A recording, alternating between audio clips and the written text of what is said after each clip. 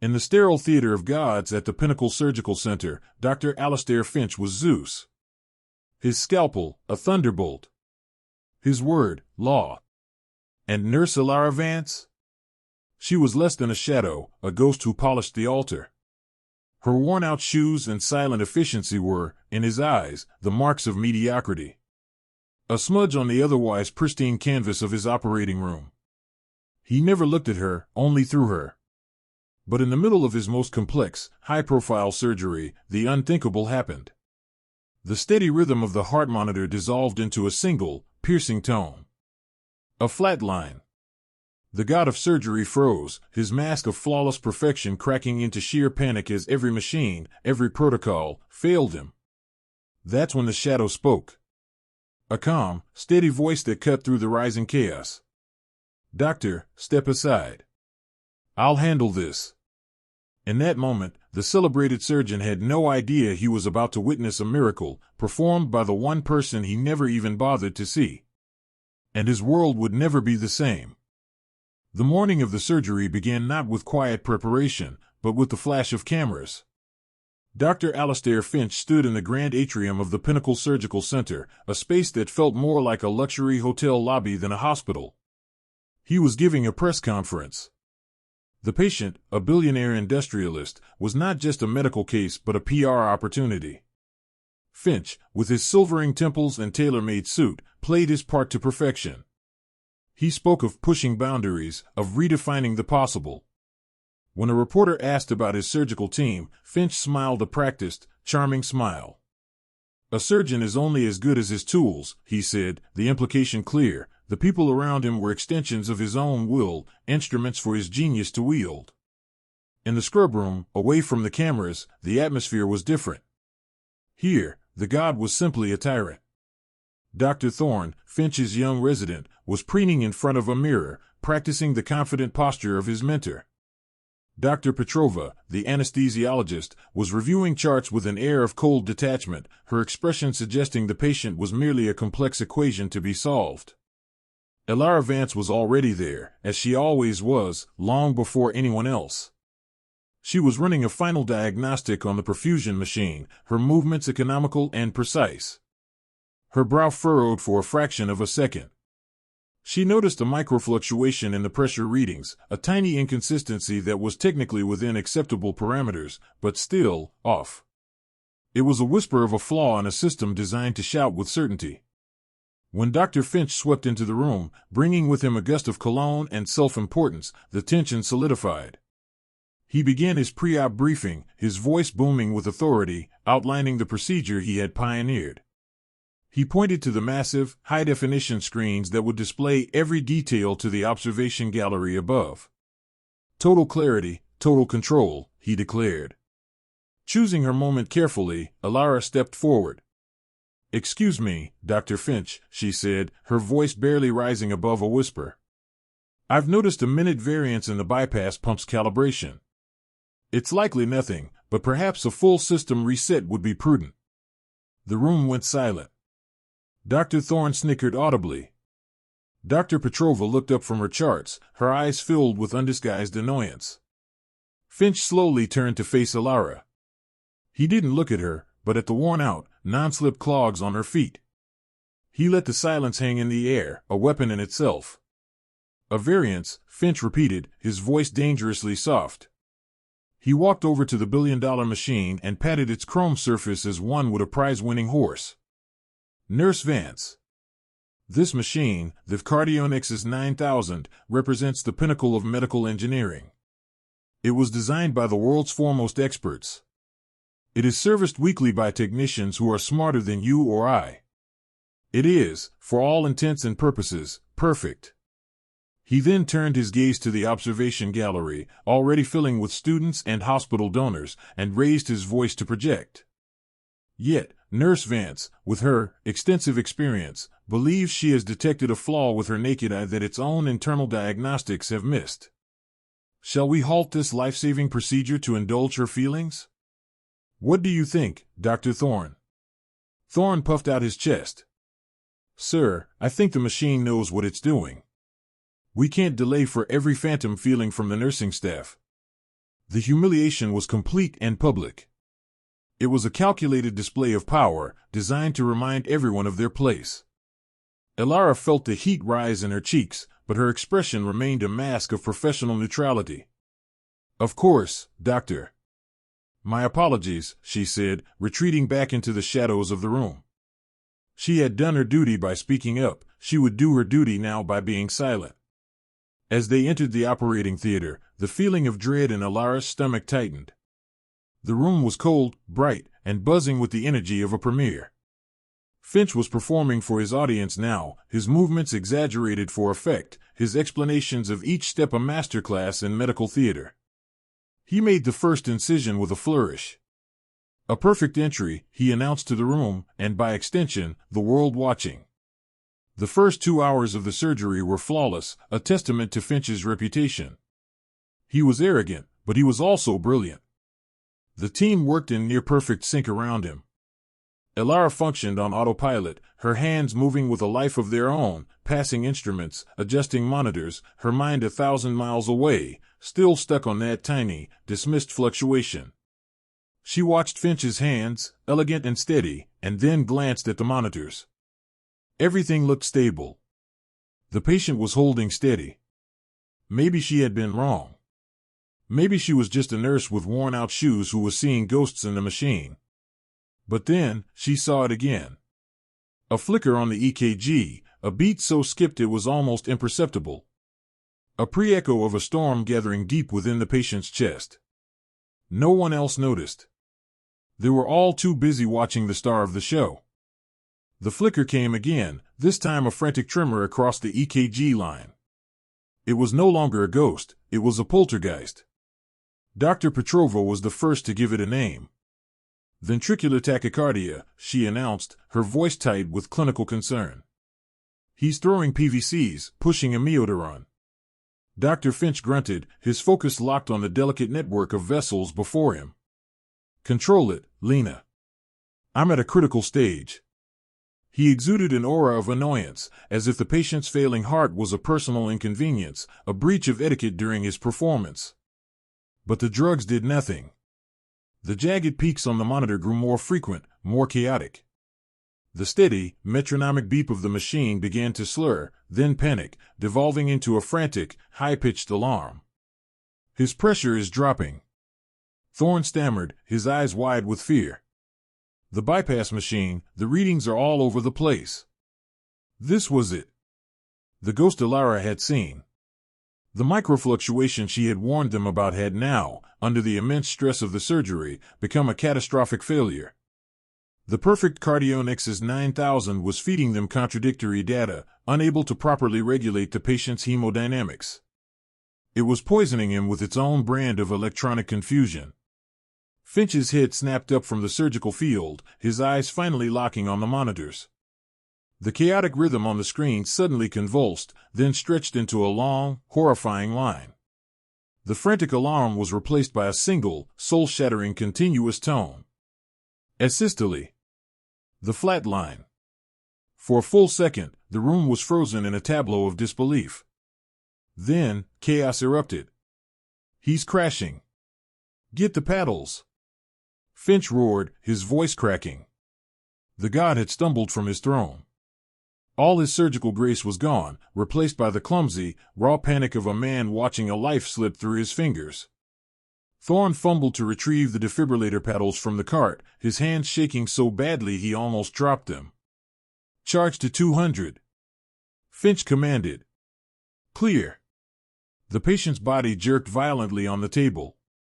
On the monitor, the flat line wavered, then settled back into its stark, unwavering stillness. Nothing. Again. "Charge to 300. Clear." Another convulsive jump. Another failure. The air crackled with the smell of ozone and desperation. Dr. Petrova was pushing epinephrine directly into the heart line, her voice a strained monotone as she listed off the failing interventions. No response. Still asystole. No pulse. Through it all, Elara stood perfectly still. The chaos swirled around her, but in her mind, there was a strange, terrible silence. She wasn't watching the monitors anymore, she was watching their hands. She saw Finch's panicked, sloppy placement of the paddles. She saw Thorne's terrified indecision. She heard Petrova's voice, following a protocol that was designed for a different kind of storm. They were trying to jumpstart a flooded engine by shocking the battery. They didn't understand. The problem wasn't just that the heart had stopped, it was that the entire electrical system had been driven into paradoxical chaos by the malfunctioning bypass pump. Their brute force shocks were only making it worse, searing the very nodes that could initiate a natural rhythm. Finch slammed his fist on the instrument tray, rattling the sterile steel tools. "Damn it! Charge to 360. Maximum," he bellowed, sweat beading on his forehead and staining his surgical cap. He looked up at the observation gallery, at the sea of horrified, silent faces staring down at his failure. His legacy was dying on this table. This was the moment. The end of the line. Elara took one step forward, leaving the shadows for the bright, unforgiving light of the surgical lamp. Her voice did not carry panic or fear. It was calm, clear, and absolute. "Stop." Finch, paddles in hand, froze. He turned to her, his face a mask of fury and disbelief. "What did you say?" "You're fibrillating the myocardium at a cellular level. You're going to burn out the heart entirely," she said, her voice ringing with an authority no one in that room had ever heard from her. She walked directly to him. "Give me the paddles." Finch stared at her as if she had grown a second head.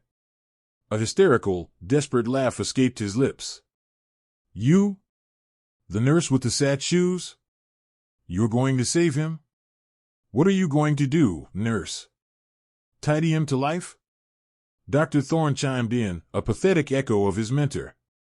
"She's in shock, sir. Get her out of here." Elara didn't even look at them.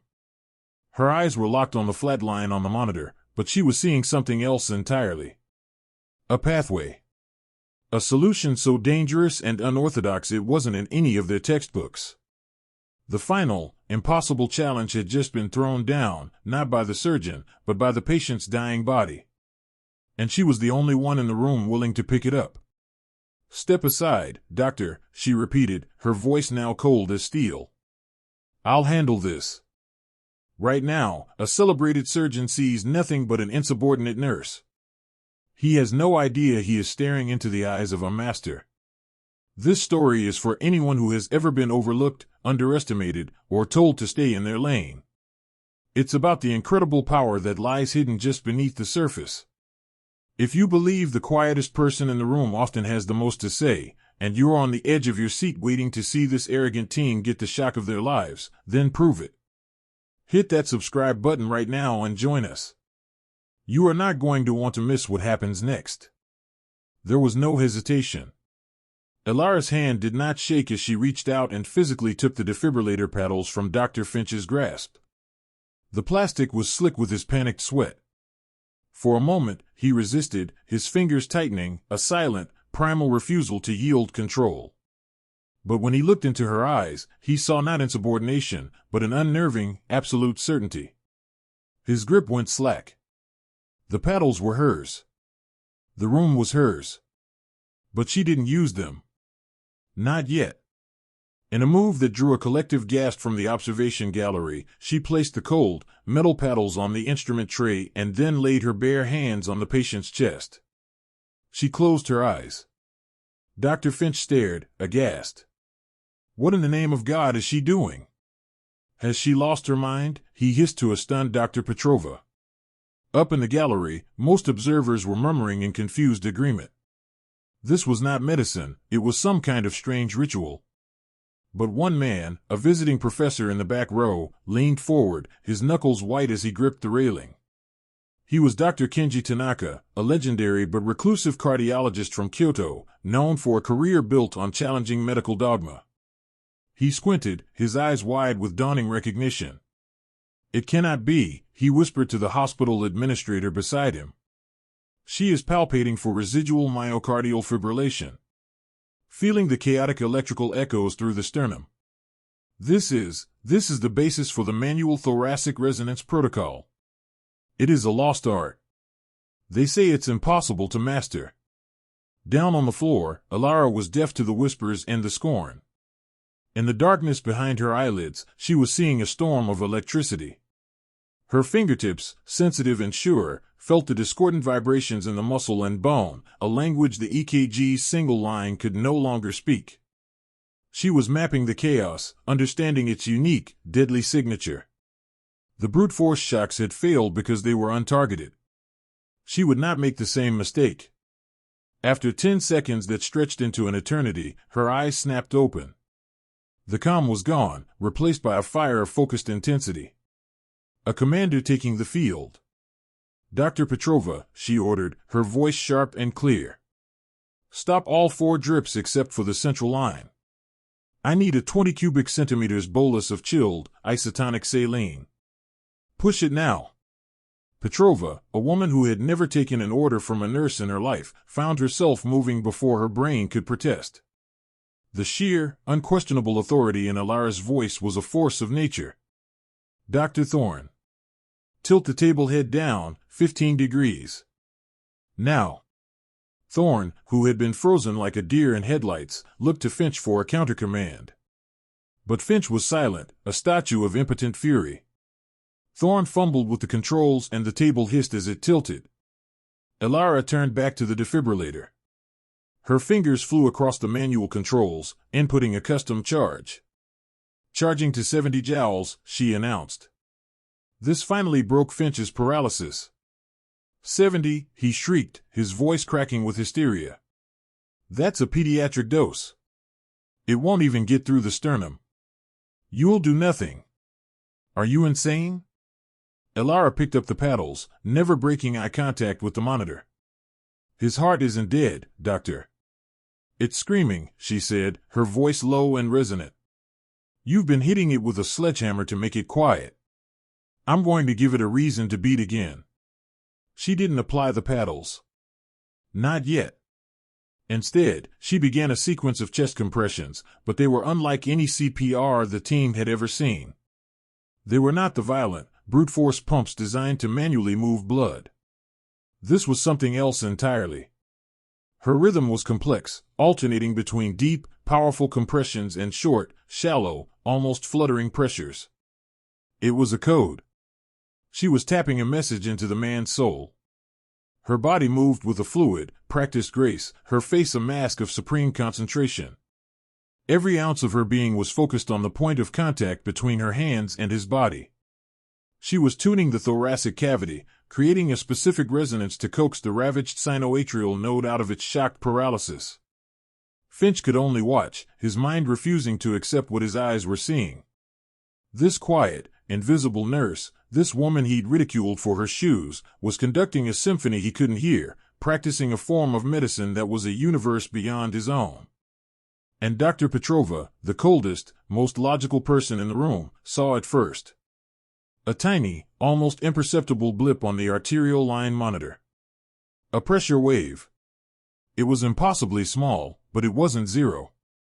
Something was happening. Something was answering back.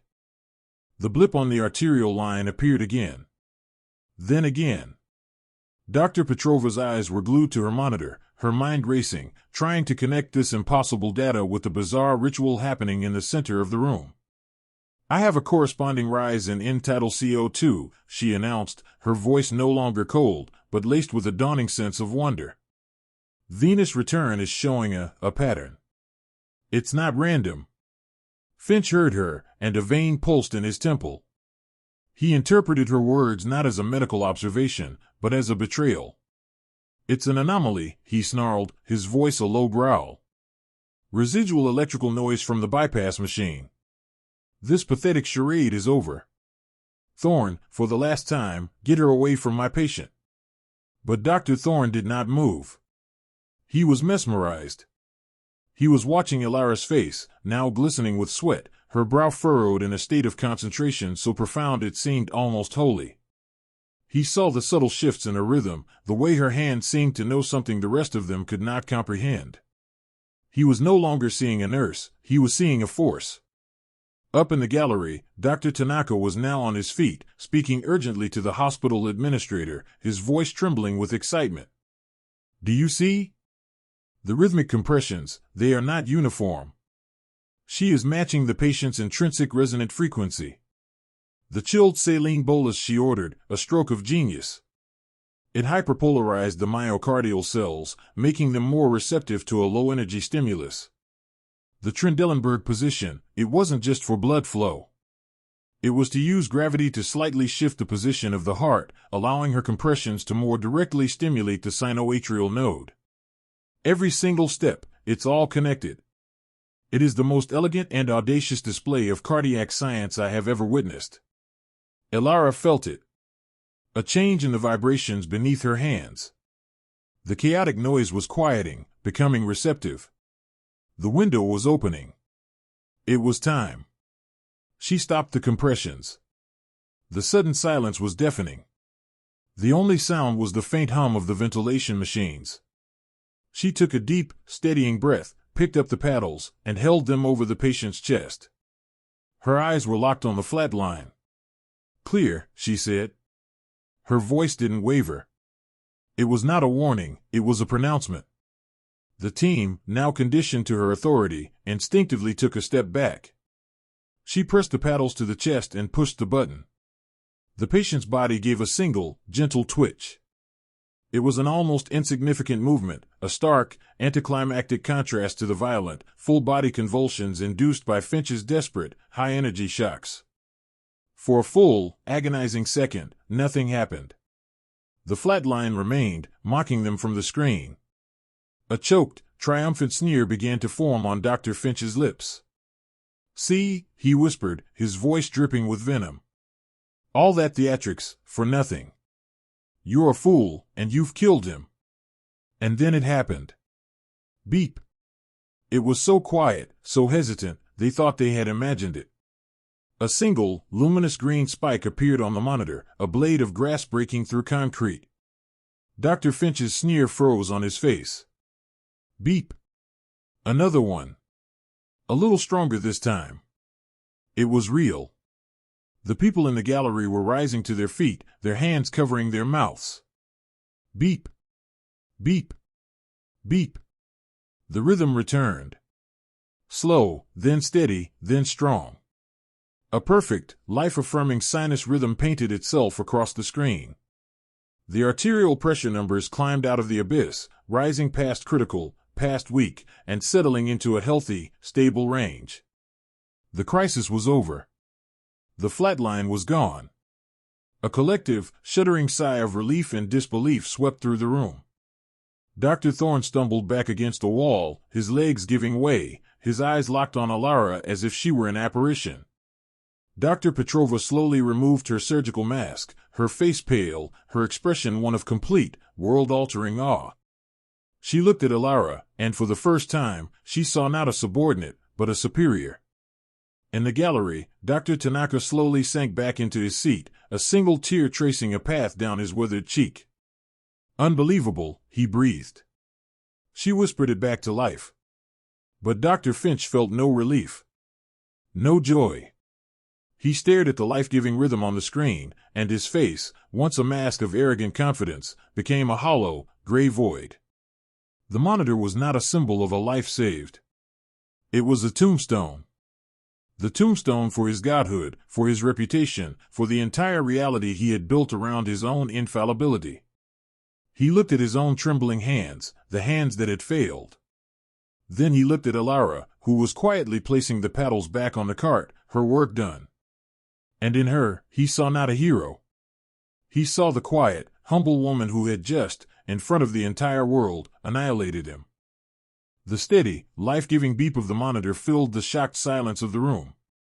The immediate crisis was over, but the patient was still open on the table, the delicate, world-famous procedure only 90% complete. The team stood paralyzed, looking back and forth between the miraculously stable monitor and the unassuming nurse who had defied all logic. They had just walked through a hurricane and now stood in the eye of the storm, clueless about what to do next. It was Elara who broke the spell. Her work was not done. She turned her gaze from the monitor to Dr. Finch, who was standing like a man made of glass, shattered but still upright. "Doctor," she said, her voice even and devoid of triumph. "Your patient is stable. But the surgical field is exposed. You need to close." Finch blinked, as if waking from a nightmare. He looked down at the open chest cavity, at the complex web of sutures and vessels that had been his masterpiece just minutes before. Now, it was an alien landscape. His hands, the instruments of his fame and fortune, were trembling uncontrollably. He stammered, shaking his head. "I can't." The admission, so quiet and so absolute, was more shocking than his earlier panic.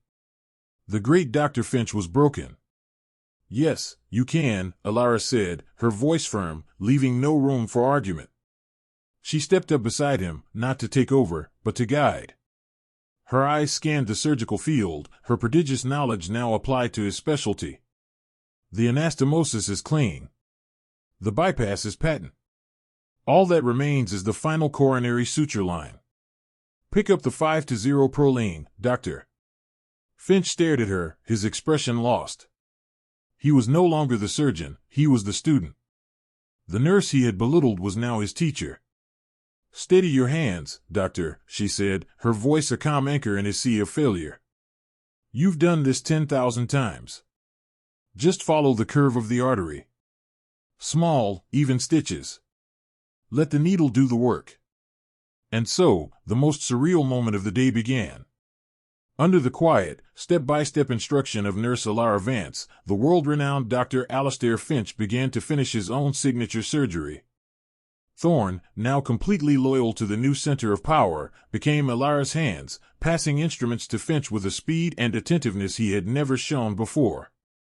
When Elara said forceps, Thorne had them ready. The collaboration with Dr. Petrova was even more profound. "Dr. Petrova, what's his potassium level post-arrest?" Elara asked. 3.4, slightly low, Petrova replied instantly, her tone one of pure professional respect. "Let's start a slow potassium drip and add low-dose dopamine to support his pressure through the closure," Elara commanded. "On it," Petrova confirmed, her fingers already flying across her console. The rigid hierarchy of the room had not just been broken, it had been inverted and remade, forged in the crucible of crisis into something new. Something efficient. Something better. Guided by Elara, Finch's trembling hand slowly, mechanically, completed the final suture. He tied the last knot. The surgery was over. The patient was saved. In the observation gallery, the stunned silence erupted into a tidal wave of frantic, excited murmuring. Students and donors were on their feet, pointing at the unassuming nurse, their faces a mixture of confusion and utter astonishment. The hospital administrator, his face the color of chalk, turned to the legendary Dr. Tanaka. I don't understand what I just saw," he stammered. "What does this mean?" Dr. Tanaka stared down at the operating theater, a slow, knowing smile spreading across his face. "What does it mean?" he repeated, his voice filled with a reverence that silenced those around him. "It means for years, you have been paying a fortune to a celebrity who knows how to perform a show. And all that time, you have had a master, a true artist, quietly working in his shadow for a nurse's salary." He shook his head, his eyes never leaving Elara. "Today, we did not just witness a patient's life being saved. We witnessed the humbling of a false god and the revelation of a true healer. You have been worshiping the painter, administrator, while ignoring the genius of Michelangelo standing right beside him." Down below, as the team began the process of moving the patient, Elara's brief reign seemed to be over. She didn't wait for praise or acknowledgement. She didn't cast a single glance at the broken man who had been her tormentor. She simply stepped back from the table, her job done. With the same quiet humility she had started the day with, she began to clean her station, her movements precise and efficient.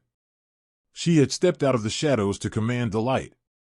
And now, her task complete, she receded back into them, leaving behind a room full of people whose world she had just, irrevocably, changed forever. The moment the patient, stable and breathing, was wheeled out of the operating theater, the dam of professional silence broke. From the observation gallery, a wave of explosive chatter cascaded down. Students and observers were on their feet, not with applause, but with the frantic, high-energy buzz of people who knew they had just witnessed history. Phones were already out. The story of what happened in O3 was already spreading through the hospital's bloodstream, a viral legend in the making. Before the door could swing shut, it was pushed open again, this time with force. Mr. Harrison, the hospital's CEO, a man whose tailored suit was a second skin and whose smile never reached his cold, calculating eyes, strode in. He was flanked by a stunned-looking hospital administrator and a serene Dr. Tanaka. Harrison's eyes scanned the room, landing first on the biggest name, the biggest asset, the biggest problem. "Alistair," Harrison said, his voice dangerously low. "My phone has received 17 text messages in the last 3 minutes. They're all telling me the same story. That our star surgeon, the face of this institution, froze. That a nurse had to save your patient from you.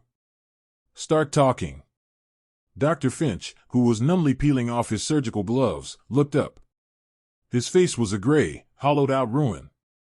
He opened his mouth, but no words came out. He had nothing. No excuses, no defense. It was Dr. Tanaka who spoke, his voice calm and authoritative, carrying the weight of his unimpeachable reputation. "Mr. Harrison," he began, "what you heard is not only true, it is a profound understatement. I did not see a surgeon freeze today. I saw a man, consumed by panic and ego, actively endangering a patient's life with flawed, brute-force protocols. And I saw a nurse, with courage and genius I have not seen in my 50 years of practice, perform a procedure that most of the world considers a medical myth."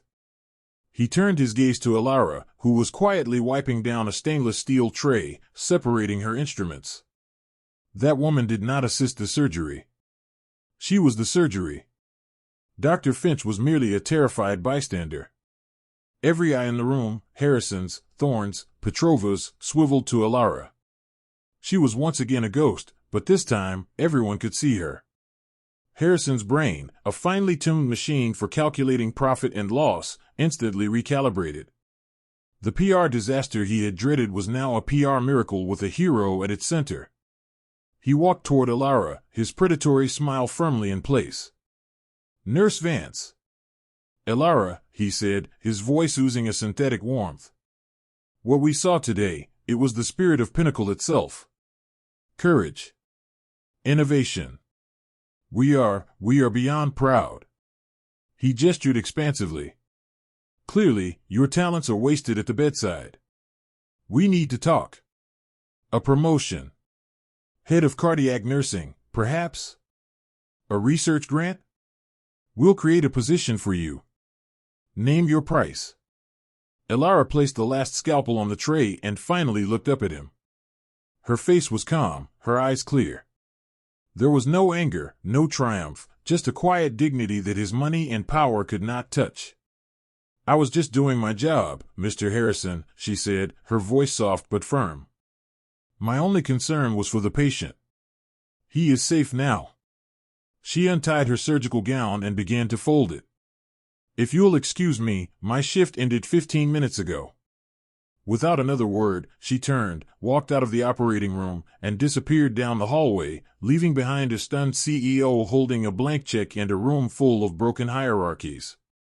She had won the battle, and her first act of victory was to walk away from the spoils, proving that her sense of worth had never been up for the negotiation. Her departure left a vacuum that was quickly filled with retribution. Harrison's manufactured smile vanished, replaced by cold fury. He turned back to Finch.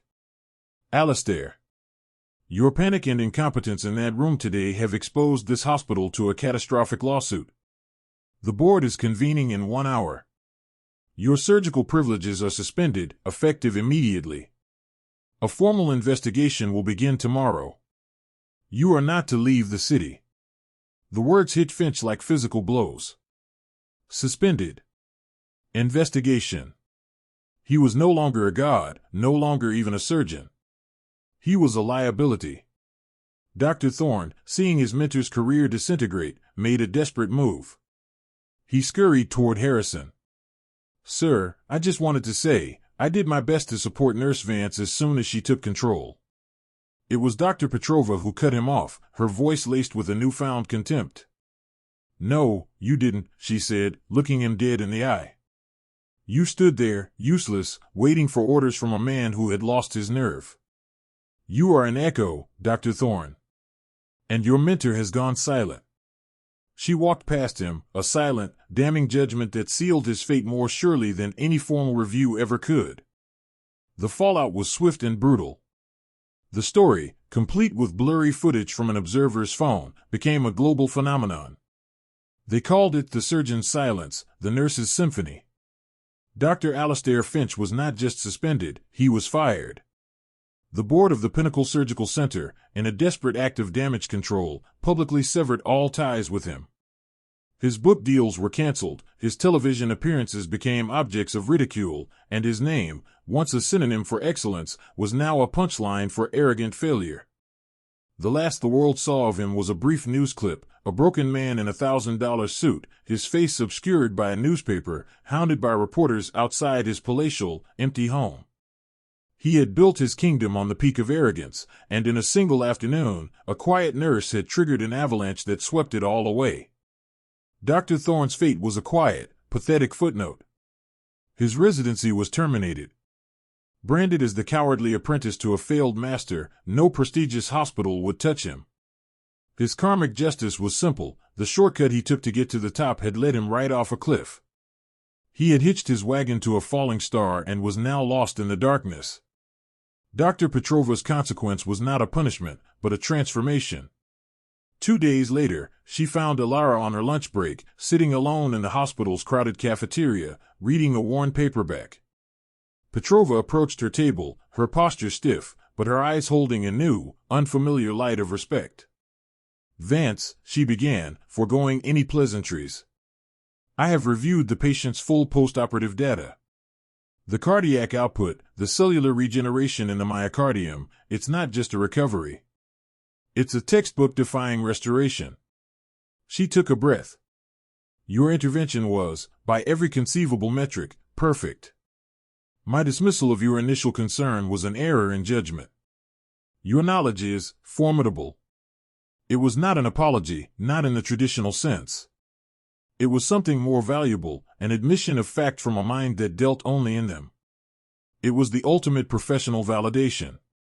While the hospital she had saved was in turmoil, Elara was at peace.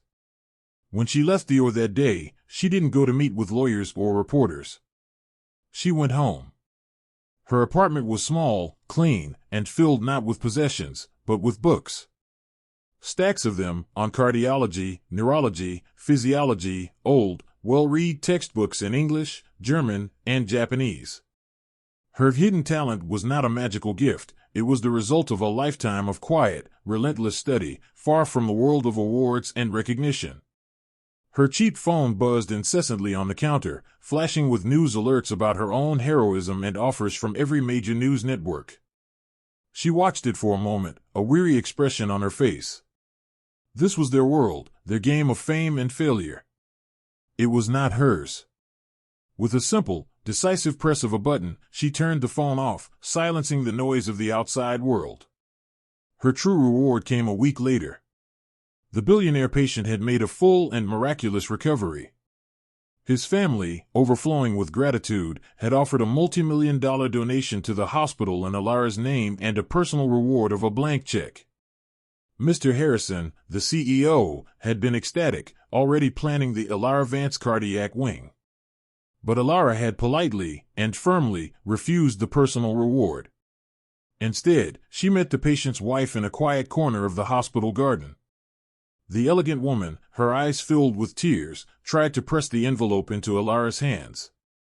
"Please," the woman insisted. "You gave me back my husband. There is no amount of money that can repay that." Elara gently pushed the envelope back. "You already have," she said, a small, genuine smile gracing her lips for the first time. "Seeing him walk out of this hospital with you, healthy and whole, that is the only payment that matters." I was just doing my job. Unbeknownst to them, Dr. Tanaka watched from a nearby window, waiting for his car to the airport. He smiled. He had found his fellow artist. The world could have its celebrities and its noise. True mastery, he knew, was not found in the spotlight. It was found in the quiet, humble corners of the world, and the steady hands of people like Elara Vance, who did their job not for the glory, but for the work itself. Elara Vance's story is a powerful reminder that true value is not measured by a fancy title, an expensive suit, or the approval of the arrogant. It is measured by character, by quiet competence, and by the courage to act when it matters most. The world is full of brilliant people who are overlooked every single day. Now, we want to hear from you. Have you ever been underestimated? Have you ever had to prove everyone wrong? Share your story in the comments below. Let's create a space that celebrates the hidden heroes and the quiet geniuses. Your experiences are the heart of this community. If you believe in the power of the underdog and love stories where justice is served, make sure to follow our channel for more content that inspires and empowers. Thank you for watching.